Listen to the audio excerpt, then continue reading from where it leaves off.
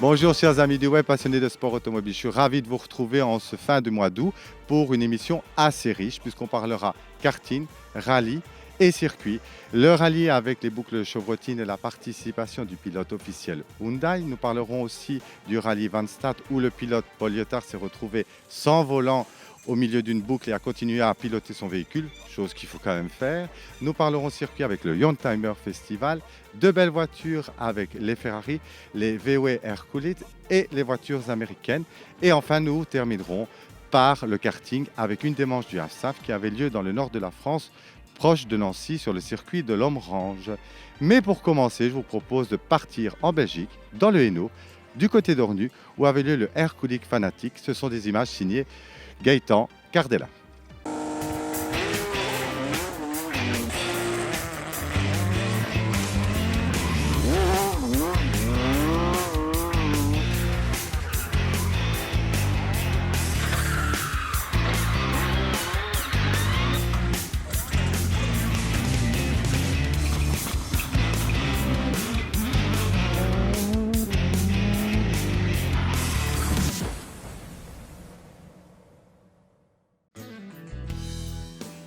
Le succès n'a malheureusement pas été au rendez-vous de ce rassemblement Air-Cooled Fanatics de Ornu. Il faut dire que la météo capricieuse, et c'est peu dire, de ce mois de juillet n'a pas encouragé les amateurs à s'inscrire pour un tel événement. Et pourtant, le soleil y était présent, mais en invité de dernière minute. La qualité ne se mesurant pas à la quantité, les modèles exposés étaient d'excellente facture. Il n'y avait pas que la coccinelle, quelques autres modèles de la marque avaient aussi fait le déplacement, tels ce minibus et cette Karmann. L'organisation par l'entremise du Resto 66, emprunt d'Amérique de l'après-guerre, nous a permis de contempler quelques modèles nous emmenant vivre notre rêve américain. Quelques modifications assez surprenantes de suspension nous donnent une idée du travail réalisé sur ces modèles.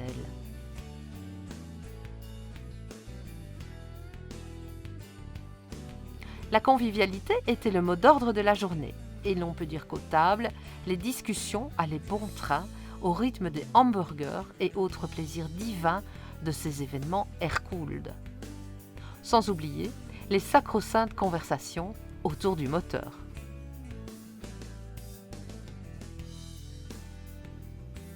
On se réjouit de se retrouver le 4 septembre sur le site du Dour Festival pour une nouvelle édition d'Air-Cooled Fanatics. Reste à souhaiter que la météo sera plus encline à faire de cet événement un succès.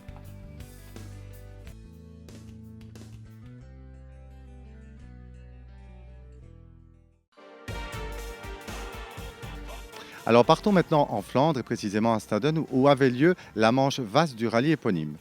Alors ce rallye était assez exceptionnel parce que les 3 premiers ont terminé dans une fourchette de 10 secondes sur les 12 spéciales. Et aussi par la participation de Paul Liotard qui se retrouve dans un incident puisqu'en cours de spécial, il perd son volant, enfin il le casse, et se retrouve à terminer et à continuer son circuit avec une voiture sans volant. Je vous propose de découvrir ces images qui sont signées Full Throttle et vidéo de Zitter et on se retrouve juste après.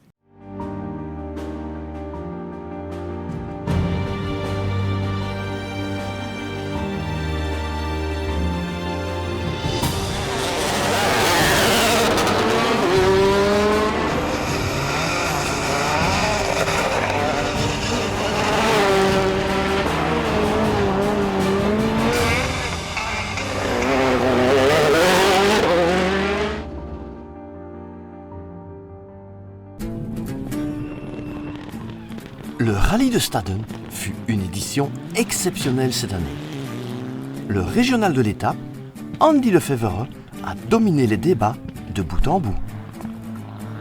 Ce n'était pourtant pas acquis d'entrée de jeu.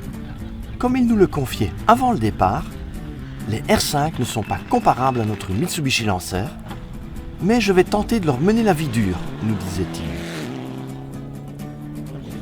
C'était aussi la première course pour Peter-Jan Meijert au volant d'une voiture moderne. Et excusez du peu, la Ford Fiesta R5 habituellement aux mains de Bernd Kazir. Il n'a pas démérité. il se classe à la 5e place générale, juste derrière la Mitsubishi de Bossu. Dans le trio de tête, réparti dans une fourchette de 5 secondes, c'est l'impérial Andy Lefebvre qui monte sur la plus haute marche devant la Skoda Fabia R5 de Vincent Verscure.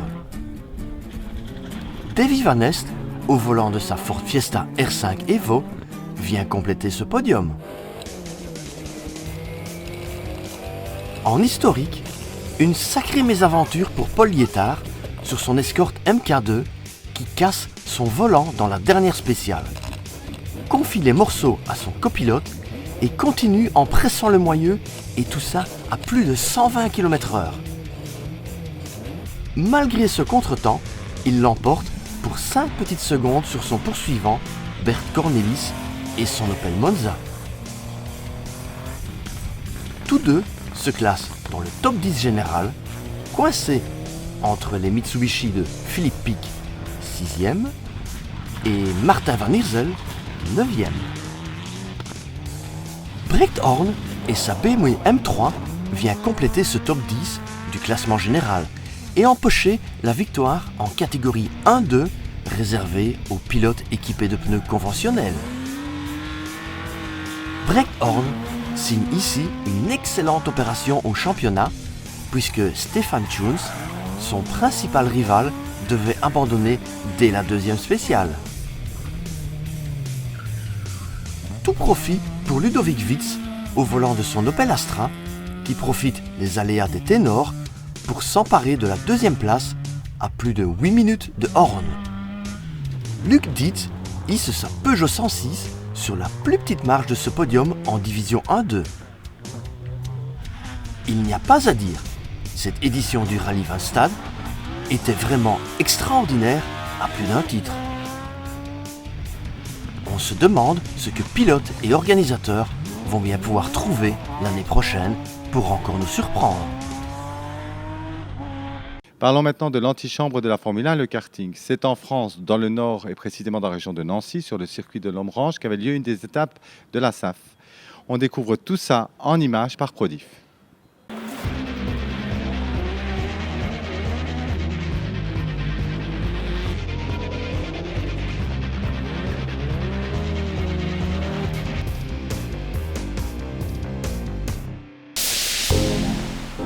Il y a longtemps que le circuit de l'Homme-Range ne figurait plus au calendrier de la compétition supervisée par la SAF. Mais en 2016, le KC Francorchamps a programmé le 3e des 5 rendez-vous de la Belgian SAF Karting Series sur cette piste courte et sinueuse située dans le département de la Moselle. Et pour les coupes d'été, le soleil était au rendez-vous.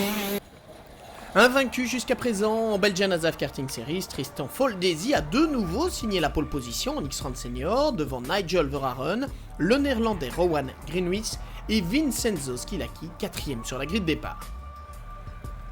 Un départ donné au drapeau belge comme à l'ancienne et on voit Rowan Greenwich qui plonge directement depuis la 2e ligne pour s'emparer des rênes de la course devant Nigel Verhaeren et Tristan Foldesi au coude à coude. Nous revenons donc en tête où Nigel Verhaeren va résister jusqu'au bout à la pression de Rowan Greenwich et surtout de Tristan Foldesi, le leader du championnat qui termine cette fois 3e. On prend les mêmes évidemment pour la course 2 avec le résultat de la première manche qui détermine la grille de départ, ce qui permet de retrouver Nigel Verhaeren et Rowan Greenwich en première ligne. C'est parti! En tête, Foldesi poursuit sa remontée, il revient dans les roues de Nigel Verhaeren, mais il lui manquera un tour ou deux pour porter une attaque, et c'est Nigel Verhaeren qui s'impose dans cette course et au classement général. Oui, ça a vraiment été une bataille serrée, notamment au départ où c'était assez difficile. On a dû se battre pour les positions, mais tout s'est parfaitement déroulé. Les pilotes de la catégorie X30 Junior ont entre 13 et 16 ans et c'est le pilote allemand Jan-Philipp Springop qui a réalisé la surprise en signant la pole position devant Hugo Tessaro, Rens Van Pelt, 3e, vous l'avez à l'image. Grâce à sa victoire lors de la première course, Rens Van Pelt se retrouve en pole position pour cette seconde confrontation, juste devant Martin Ebert. En tête, Rens Van Pelt et Martin Ebert ont vu revenir Elie Goldstein et Antoine Poty et ils sont 4 à revendiquer la victoire à l'entame du dernier tour, mais ils conserveront cet ordre. 2e victoire de Rens Van Pelt. La deuxième course a été plus difficile parce que j'ai été dépassé par Martin, mais heureusement j'ai pu croiser la trajectoire et le doubler à la sortie du virage. Mais pour le reste, ça a été vraiment bien.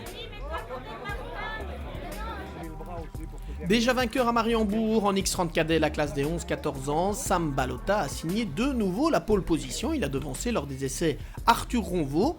Evan Becerra, le leader du championnat numéro 99, occupe quant à lui la 3e position sur la grille de départ devant Aurélien Dasseler. Et Evan Becerra termine dans le gazon. Grosse déception pour le leader du championnat que l'on voit ici assez énervé. Mathieu Robert n'en demandait pas tant, le voilà bien accroché à la 2e position. Alors que pour la 3e place, Senna-Ekers et Alessandro Tudiska se battront jusqu'au bout et c'est bien le néerlandais qui terminera 3e, mais très loin derrière Sam Balota, vainqueur du jour. Oui, c'était une belle course dans la première. Et dans la deuxième, ça a été vraiment très difficile. J'ai été un peu bousculé au départ. Mais j'ai pu m'échapper et finalement, ça a été une belle course. On se concentre maintenant sur la catégorie des mini, les jeunes pilotes qui ont entre 8 et 11 ans seulement. Olivan Failly qui confirme ses progrès entrevus tout au long du début de saison puisqu'il s'accroche bien à cette 2e place, alors que Victor Louis, lui, a doublé le leader du championnat Johan Silky pour prendre la 3e position. Mais en tête de la course, c'est Noah Maton, le fils de Jérôme Maton et de Stéphanie Guéland, deux ex-cartmen de talent, qui s'impose. On peut dire que lui est tombé dedans quand il était petit. J'ai commencé à 5 ans et c'est venu comme ça. Je suis directement monté dans un kart et de là j'ai commencé à faire des courses et à enchaîner les victoires. Après les plus jeunes de la catégorie mini, voici maintenant les X30 Masters, ceux qui ont plus de 25 ans ou qui pèsent plus de 80 kg sur la balance. Occupant une très honorable 2e place, le luxembourgeois Kim Leyer, ça fait tout ce qu'il a pu, mais il n'a pas pu maintenir la pression sur un Sébastien Bieland, décidément impérial sur ce circuit de Lomrange. Avec cette double victoire, on peut parler d'un retour plus que réussi. Je pense que la dernière course que j'ai fait, c'est le mondial en 2014 au Mans, et là je suis revenu tout simplement pour m'amuser. J'ai pris la décision, je pense, mardi ou mercredi. J'étais chez le médecin mercredi soir et puis voilà, j'ai fait la course ici et ça s'est bien passé. Dans la catégorie des cartes à boîte, Thierry Delray est le leader du championnat en X30 Super Shifter. Mais ici, il a dû concéder la pole position pour 74 millième à son rival Olivier Palmars. C'est également la belle lutte pour la 4e position entre Steve Schmidt et Emilien Buffet. Et c'est Emilien qui aura le dernier mot. Mais le plus heureux évidemment à Lomrange, c'était le jeune papa Thierry Delray, double vainqueur. En X-Round Shifter, Jensen Adriansen s'est mené un long cavalier seul dans cette 2e course pour s'imposer face à Frédéric Obdebeek. Et le vainqueur du jour, grâce à ce succès dans la 2e manche, c'est bien Jensen Adriansen. On termine ce tour d'horizon avec la catégorie ERP 250 où Antonialo a signé la pole position devant Josué Delbauche, la 2e ligne étant composée par Jean-François Méan et Mehdi Rossignol. Et c'est donc Antonialo qui est déclaré double vainqueur. Un championnat qui se poursuivra à Francorchamps le week-end du 25 septembre pour ce qui sera la 4e et avant-dernière épreuve de la Belgian ASAF Karting Series 2016. Revenons à la vieille voiture où se tenait en début août, à Francorchamps, le Youngtimer Festival. Cette étape du championnat allemand très peu médiatisée valait quand même le détour de par ses belles montures. C'est un reportage signé Full Throttle et Racine Technique.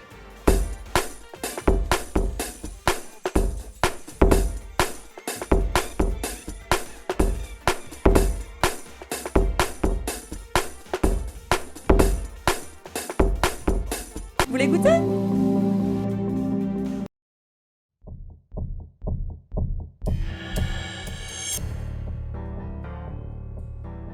Le 4e week-end de juillet se disputaient sur le circuit de Francorchamps les manches du championnat allemand de Youngtimers.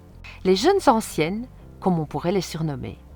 En effet, le Youngtimer Festival regroupe toutes les voitures qui peuvent concourir depuis les années 50 jusqu'aux années 90. Dans la plus petite série, Kampf der Zwerge, traduisez le camp des nains, on y retrouve toutes ces petites autos vives et maniables, d'une cylindrée inférieure à 1300 cm3, avec lesquelles bon nombre d'entre nous avons commencé à conduire, avec entre autres la meute des NSU et autres Mini. Entrons maintenant dans le vif du sujet avec la catégorie principale, la Youngtimer Trophy, avec pas moins de 200 voitures inscrites, de 1966 à 1991, réparties en 21 classes que nous n'allons pas systématiquement parcourir.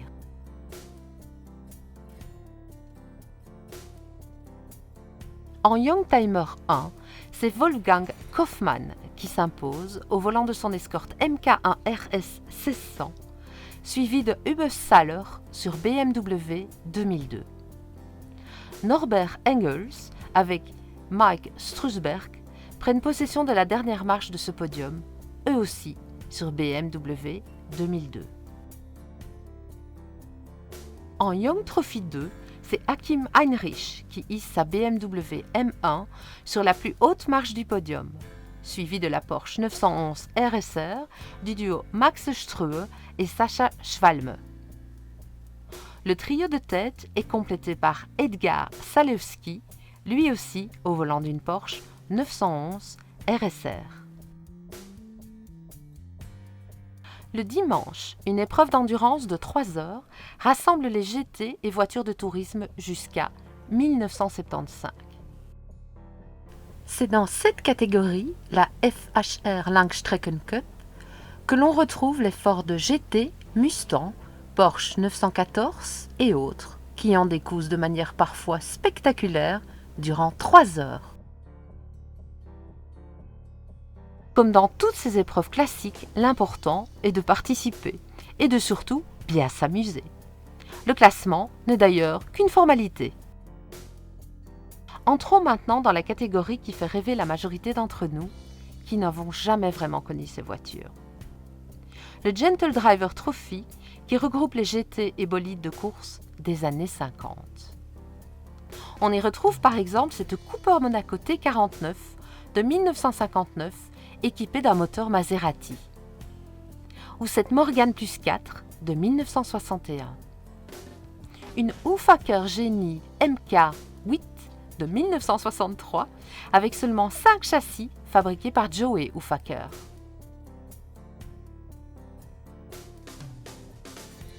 Que de magnifiques bolides de la grande époque de la course automobile. Ensuite, pour les amateurs de monoplace, 3 catégories les regroupent. Avec cette March 783 à moteur 2 litres de 1978 et l'Armada des formules Ford. Enfin, pour les aficionados de la marque au cheval cabré, le trophée Ferrari permet de voir en action de très jolis modèles qui font toujours autant rêver. Le Youngtimer Festival à Francorchamps mérite vraiment que l'on s'y rende, tellement le plateau y est éclectique. Alors, nous vous y fixons rendez-vous l'année prochaine.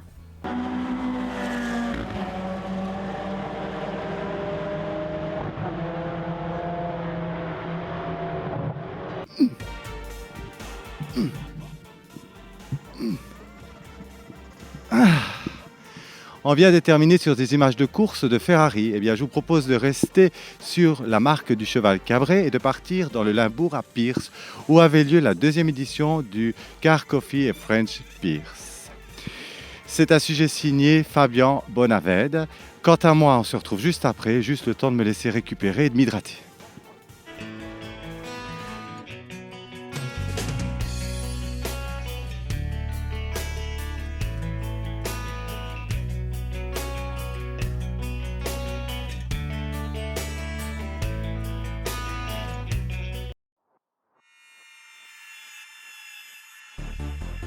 Quand je serai grande, je serai une Ferrari, ronronnait cette rutilante Fiat 500. Bienvenue à Peer, où se déroulait le Car and Coffee Friends Peer, et pour la 2e année, celui-ci était dédié à la prestigieuse marque italienne au cheval cabré. J'ai nommé Ferrari.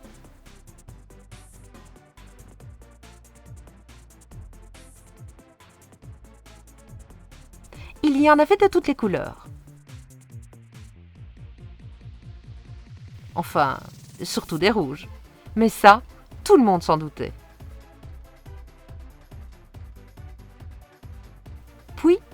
y en avait aussi de tous les modèles, de toutes les époques. À commencer par cette superbe 365 GTC et sa voisine, la Daytona.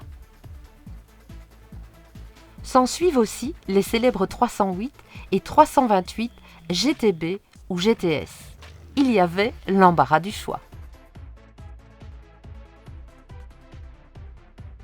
Entre une bonne vieille 512 BB et plus récemment la 512 TR, le 12 cylindres en a mis plein les oreilles de beaucoup de monde. Et puisque je suis certaine que vous aimez ces sonorités, je vous laisse écouter l'arrivée de cette magnifique F40.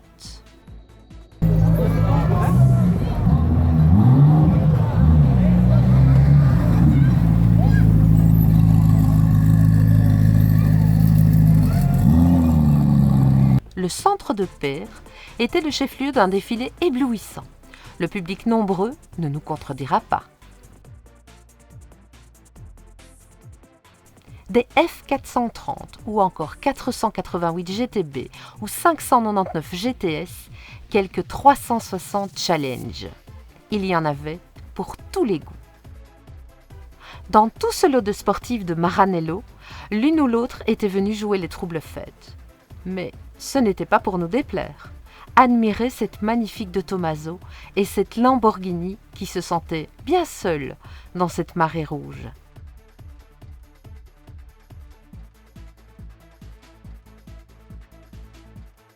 Bien entendu, le public ne s'y était pas trompé. Venus en masse, le soleil aidant, tous ces spectateurs sont repartis les yeux chargés d'étoiles.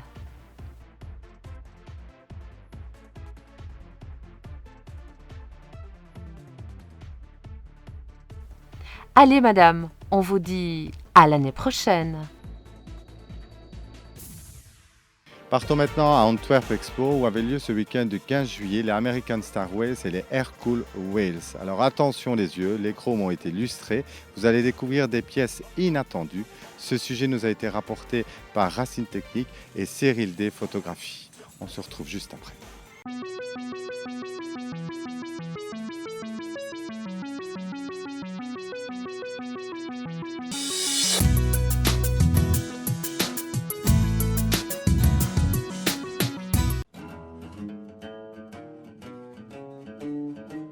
L'American Stars on Wheels, couplé à l'Hercule Stars on Wheels, tenait sa 5e édition durant ce week-end du 15 août à l'Antwerp Expo.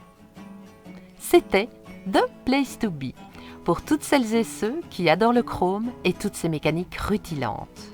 Répartis en 3 halls d'une superficie de plus ou moins 75 000 m² et d'un parc d'environ 1500 voitures en extérieur, il était quasi impossible de ne pas y trouver le modèle que vous aimez. Le show indoor rassemblait bien entendu les plus beaux modèles triés sur le volet. Qu'ils soient d'origine, d'époque, customisés ou récents, seul le critère de qualité compte pour être exposé en intérieur. Chez Stars on Wheels, vous trouviez des berlines anciennes et modernes. L'accent était bien entendu mis sur les véhicules américains ou air-cooled des années 30 à 70. Mais les modernes avaient leur place également, du moment qu'elles soient américaines. Les Volkswagen modernes n'étaient quant à elles pas acceptées. Des muscle cars, comme ce magnifique exemplaire de Mach 1, des corvettes de toutes les générations, avec quelques splendides exemplaires de l'originelle. Pour les personnes intéressées, c'était également l'endroit pour aller à la rencontre des clubs dédiés à chaque marque.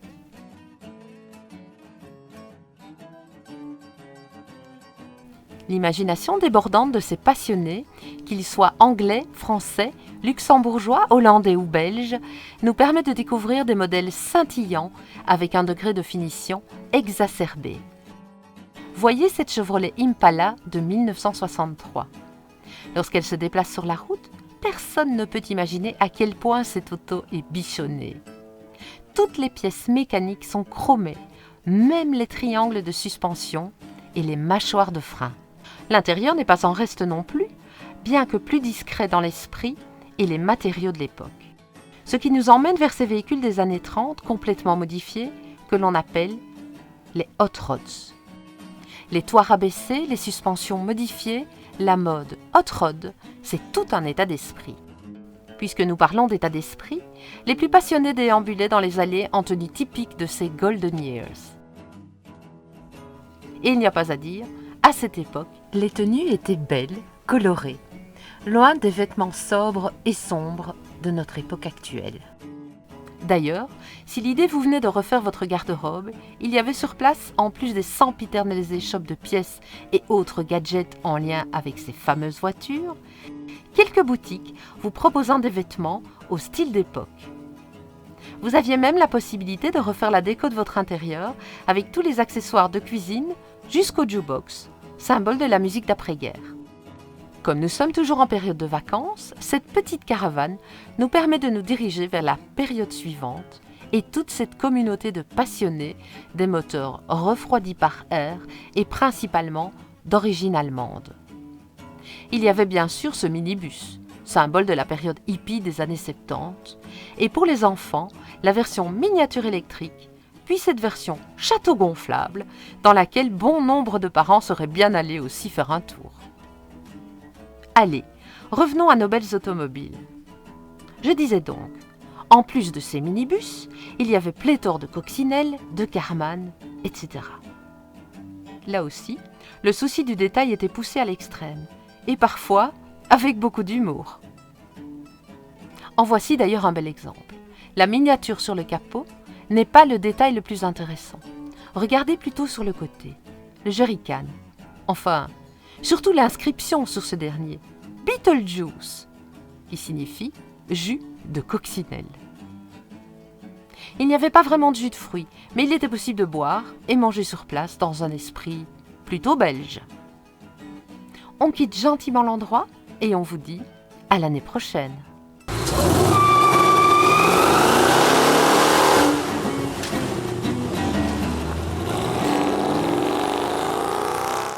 Après cette séquence de rêve, revenons les pieds sur terre et partons en direction de Hainaut où avait lieu la manche à SAF des boucles de chevrotine. C'est là que le pilote coréen Sean Lim est venu se préparer en vue du championnat allemand. Ce reportage et ces images nous sont proposés par Gaëtan Cardella et KM Rally Vidéo.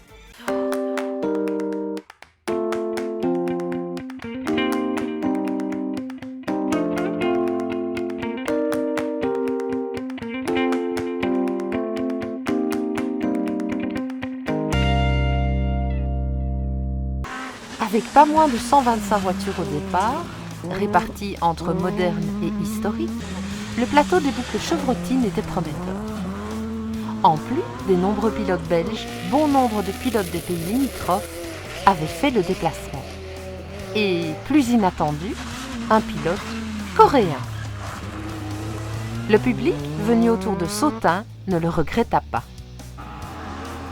En historique, c'est l'Irlandais Marty McCormack qui s'est imposé sur les routes de l'ancien Bianchi Rally avec pas moins de 2 minutes d'avance sur son plus proche poursuivant, l'Anglais Darren Moon. Notre compatriote Cédric Jacob se hisse sur la 3e marche d'un podium entièrement dédié à la marque à l'ovale. En moderne, la surprise nous venait de Julien Durbeck, qui alignait la superbe Peugeot 208 T16, habituellement pilotée par Chris Prinsen en championnat national. Sans ses ennuis de transmission en fin de parcours, Julien Durbeck aurait pu rivaliser avec Jean-Noël Tournet sur sa Mitsubishi Lancer Evo 8, qui a dû mettre les bouchées doubles afin de grimper sur la plus haute marche du podium et ainsi devancer le pilote officiel Hyundai, Cheon Lim, plébiscité par le public. Jos Penhart vient ainsi compléter ce podium. En division 1, 2, 3, réservée aux voitures équipées de pneus conventionnels, la bagarre fit rage entre Dimitri Pirot, Jean-Yves Lejeune et Eddy Marie. Dimitri Pirot s'offre ici sa toute première victoire au classement général d'un rallye. Ponctué par quelques abandons chez les ténors de la discipline, le final n'en fut pas moins incertain jusqu'à la dernière spéciale. Seules 9 secondes séparent Dimitri Pirot, vainqueur, et Eddy Marie, 3e. C'est vous dire la bataille qu'ils se sont livrés. Avec un retard de près d'1 minute, Steve Vermeuren devra se contenter de la 4e place, talonné par Michael Nuet qui complète ce top 5.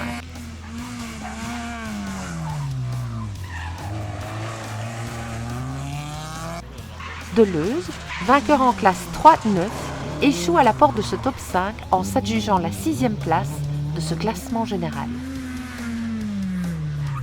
La surprise nous vient de Cédric Spelers, vainqueur en classe 2-5 et qui se hisse à la 7e place.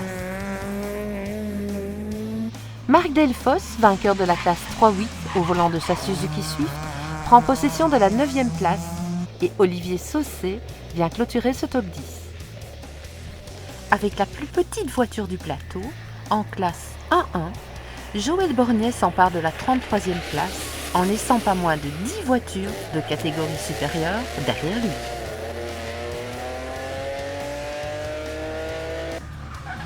Décidément, les rallyes ennuyés nous apportent à chaque fois leur lot de surprises.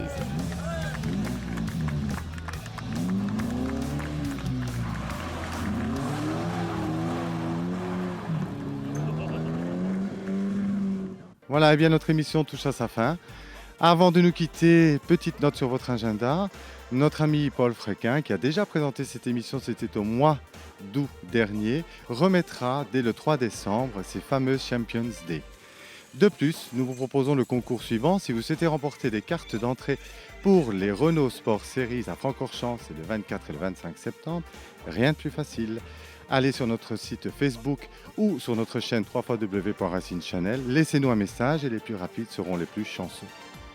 Quant à moi, je vous retrouve le mois prochain. D'ici là, bonne rentrée.